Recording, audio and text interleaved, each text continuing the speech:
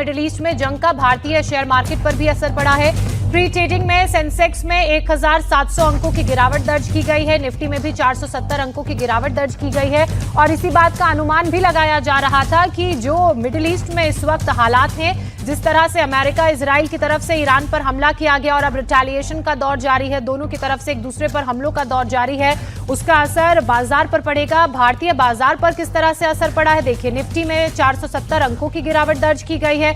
इसके अलावा सेंसेक्स की अगर बात की जाए तो शनिवार को ये जंग शुरू हुई थी, शनिवार सुबह को ईरान पर हमला हुआ था इजराइल और अमेरिका का, उसके बाद रविवार पड़ गया था। लेकिन मंडे को जब मार्केट खुली है उस दिन से ही मार्केट की हालत खराब है और पूरी दुनिया में मार्केट की हालत खराब है, बिल्कुल खराब है। लेकिन इसी बीच हुसैन, एक ध्यान देने वाली बात यह है कि तेल को लेकर भी ये कहा जा रहा है कि दामों में इजाफा हो सकता है, लेकिन सरकार की तरफ से एक बयान आया है जिसमें ये कहा गया है कि भारत के पास इतनी सप्लाई है कि अस्थिर मार्केट का असर तेलों के दामों पर भारत में नहीं पड़ेगा। ये एक और बड़ी खबर आ गई। असेंबली ऑफ एक्सपर्ट्स जो सुप्रीम लीडर का चुनाव करती है, उस बिल्डिंग में जहां पर इलेक्शन हो रहा था उसे आईडीएफ ने उड़ाने का दावा किया है।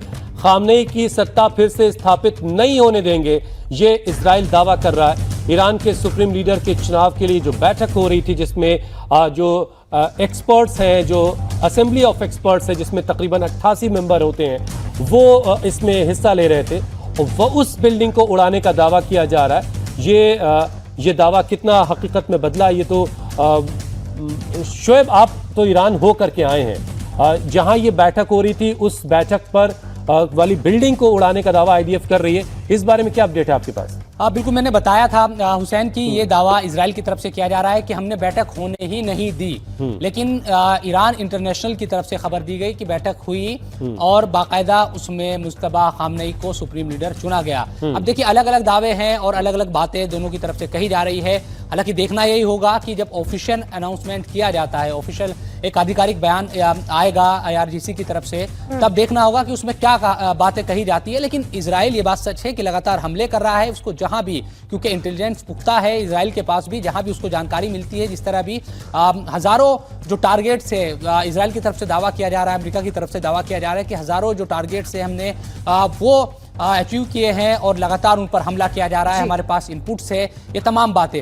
लेकिन ये जो जंग है जो इस वक्त चल रही है, हम देख रहे हैं कि लगातार जो एक रफ्तार है जंग की, वो कम नहीं हुई है दोनों तरफ से।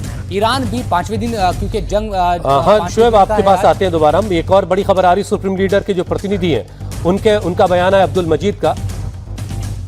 खाड़ी देशों पर हमले को लेकर के ये ईरान का बयान ताजा आया है। ईरान जंग के मोर्चे पर मजबूती से लड़ाई लड़ रहा है, लेकिन उसे लेकर बेसिर पैर का नैरेटिव फैलाया जा रहा है। खाड़ी देशों पर हमले को लेकर सुप्रीम लीडर के प्रतिनिधि ने कहा कि ईरान सिर्फ अमेरिकी बेसिस को निशाना बना रहा है और वो भी केवल अपने डिफेंस में, अपनी सुरक्षा के मद्देनजर ये सारे हमले किए जा रहे हैं। और ये बड़ा बयान है, देखिए शोएब, अब ये जो मजीदी साहब है भारत में, जी सुन ले।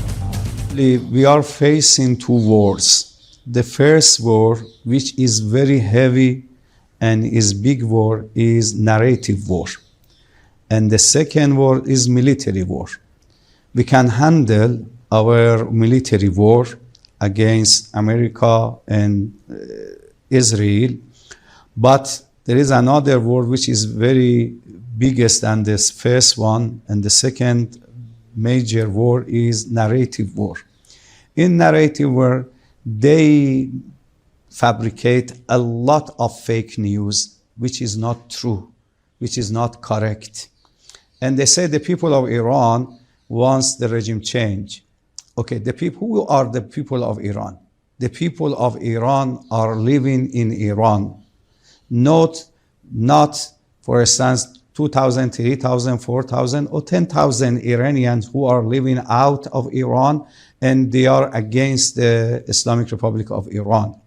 But during the last times when they said that the regime changed and they wanted to do something against Iran, more than 5 million people just only in Tehran came out and declared that they are supporting Islamic Republic of Iran. Now at the moment in this situation and in these circumstances, Abdul मजीद ये Iran के भारत में supreme leader के प्रतिनिधि, उनको आप सुन रहे थे। बहरहाल एक और बड़ी खबर यह है कि मिडिल ईस्ट में जंग का जो भारतीय बाजारों पर असर पड़ रहा है, बाजार क्रैश कर रहे हैं, बाजार काफी गिरावट के दौर से गुजर रहे हैं, भारी गिरावट के साथ बाजार खुल रहा है। मिडिल ईस्ट में जंग का जो असर है वो अभी दिखाई दे रहा है। दिनेश मौर्य इस पर हमारे साथ बातचीत के लिए जुड़ चुके हैं। दिनेश, जो मार्केट के एक्सपर्ट है उनसे आपकी बातचीत जरूर हो रही होगी, वो क्या कह रहे हैं कि अभी कितने दिनों तक बाजार इसी उथल पुथल के दौर से गुजरेगा? जंग खत्म होने के बाद ही हालात ठीक होंगे? देखिए, जब तक जंग जारी रहेगी, जब तक यह जंग जारी रहेगी तब तक हालात इसी तरह से बने रहेंगे। बाजार में वोलेटिलिटी जो है वो बनी रहेगी। अभी का एक अपडेट आपको बता दूं, सेंसेक्स खुलते ही 1600 अंकों की गिरावट के साथ बाजार सेंसेक्स जो है वो खुला है। साथ ही में जो निफ्टी है वो करीब 450 अंकों की गिरावट के साथ खुला है। तो जो आशंका जताई जा रही थी वो अभी भी बरकरार है। बाजार पर बहुत बड़ा असर दिखाई दे रहा है इस जंग का, और सबसे ज्यादा प्रभावित जो सेक्टर है ऑयल और गैस कंपनियां, इसके अलावा एविएशन सेक्टर, क्योंकि जिस तरह से एयर स्पेस कई जगह बंद है तो इसका सीधा सीधा असर जो है एविएशन कंपनियों के शेयर्स पर पड़ रहा है। इसके अलावा ऑटो सेक्टर हो या फिर रियलिटी सेक्टर, इन तमाम सेक्टर्स, ये जो तमाम सेक्टर्स है सबसे ज़्यादा प्रभावित है। और इसके साथ ही चूंकि जंग लंबी खिंच सकती है, इस आशंका के चलते जो विदेशी निवेशक है वो बाजार छोड़कर जा रहे हैं, और जो हमारे देशी निवेशक है उनमें भारी बिकवाली हो रही है, क्योंकि किसी को पता नहीं है कि जंग कितने दिनों तक चली। क्योंकि जिस तरह से ट्रंप का बयान आया है कि उन्होंने अभी और बड़े हमले करने बाकी है, तो ये बयान जो है वो और ज्यादा आशंका बढ़ा रही है। बंद कर दिया गया है, तो ऐसे में ऑयल एंड गैस सेक्टर पर भी बहुत असर पड़ रहा है। अगर शेयर मार्केट में ऑयल एंड गैस सेक्टर की बात की जाए दिनेश, तो किस तरह के हालात दिख रहे हैं, जहां एक तरफ सरकार की तरफ से ये कहा गया है कि इन हालातों में भी प्राइसेस में स्टेबिलिटी मेंटेन रहेगी क्योंकि हमारे पास इतना स्टॉक है।